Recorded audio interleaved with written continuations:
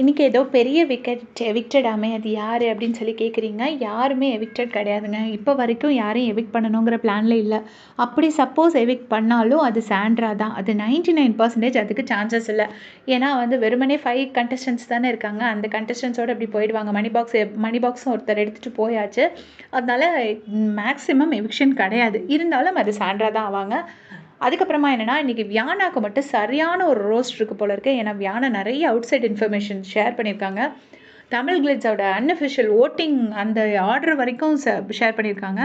And வேறையும் நிறைய நான் அதை பார்த்தேன் இதை பார்த்தேன்னு ரொம்ப சொன்னதுனால வியானாக்கு வந்து பயங்கரமான ரோஸ்ட். அப்புறம் வியானா வந்து 2-3 இடத்துல டேரெக்டாகவே வந்து விஜேஎஸை தாக்கியிருப்பாங்க. ஃபஸ்ட்டு வீக்கே வந்து வந்த அன்றைக்கே வந்து விஜேஎஸ் ஏதோ சொல்லியிருப்பாங்க, எனக்கு இப்போ மறந்து போச்சு. அதுக்கப்புறமா சொல்லுவாங்க, நானும் நடிச்சிருந்தா என்னையும் தூக்கி உட்காத்தி வச்சுருப்பாங்களா இங்கே வரைக்கும் கடைசி வரைக்கும் நான் அழுதுட்டு இருந்தேன்னா என்னை கூட்டிகிட்டு வந்திருப்பாங்களா அப்படின்னு. அதாவது விஜேஎஸ் கூட்டிகிட்டு வந்தாருங்கிற மாதிரி இன்டெரக்டாக சொல்லியிருப்பாங்க. எல்லாமே சேர்த்து வச்சு வெளுத்து வாங்கியிருக்காருன்னு சொல்கிறாங்க விஜேஎஸ். அதுக்கப்புறமா பார்த்தீங்கன்னா, கானா வினோத் இன்றைக்கி எபிசோட் வந்திருக்காங்களான்னு கேட்டால் வர்றதுக்கு நிறைய வாய்ப்பு இருக்குது. ஏன்னா பொதுவாக எவிக்டட் அந்த மணி பாக்ஸ் எடுத்துகிட்டு போன கண்டஸ்டன்ஸை வந்து கண்டிப்பாக கூட்டிகிட்டு வருவாங்க. ஆனால் அவர் வந்திருக்காருங்கிற மாதிரி எந்த அஃபிஷியல் இன்ஃபர்மேஷனும் அப்டேட்டும் இது வரைக்கும் கிடைக்கல. பட் அவர் வர்றதுக்கான வாய்ப்பு இருக்குது. ஷுவராக ஒரு ஏவி ரெடி பண்ணியிருக்காங்க. ஆனால் அது இன்றைக்கா நாளைக்காங்கிறது நமக்கு தெரியாது. பட் கானா வினோத் இன்றைக்கி எபிசோடில் 100% வந்திருக்காருங்கிறதுக்கு நமக்கு அப்டேட் கிடைக்கல. இதெல்லாம் நீங்கள் கேட்ட கொஸ்டின்ஸை அதுக்கு தான் நான் ஆன்சர் பண்ணியிருக்கேன்.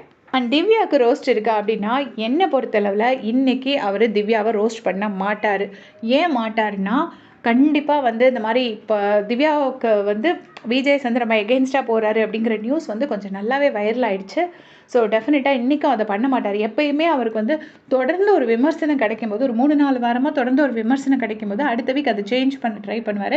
நான் இதை நிறைய வாட்டி அப்சர்வ் பண்ணியிருக்கேன். கமல் சார் வந்து அப்படி இல்லை. அவர் எந்த விமர்சனத்திலையும் காதில் போட்டுக்கவே மாட்டார். அவர் மனசில் என்ன தோணுதோ அதை கரெக்டாக செஞ்சுட்டே இருப்பார். விஜய் சேதுபதி சார் கொஞ்சம் விமர்சனங்களை கன்சிடர் பண்ணுவார். இது ஏதாவது வந்துச்சு, இப்போ எஃப்ஜே ரொம்ப தூக்கி வைக்கிறாங்க அப்படின்னு சொன்னோடனே எஃப்ஜே திட்ட ஆரம்பித்தார். யாரையாச்சும் ஒருத்தர் தூக்கி வைக்கிறாங்கன்னு சொன்னோடனே போட்டு அடிப்பார். சாண்ட்ரா மட்டும்தான் எக்ஸெப்ஷன். மற்றபடி எல்லாரையுமே அப்படி தான் ட்ரீட் பண்ணுவார். அதனால திவ்யாக்கு இன்றைக்கி வந்து 99% ரோஸ்ட் இருக்காதுன்னு நினைக்கிறேன். பற்றி உங்களுடைய கமெண்ட்ஸ் சொல்லுங்கள். தேங்க்ஸ் ஃபார் வாட்சிங்.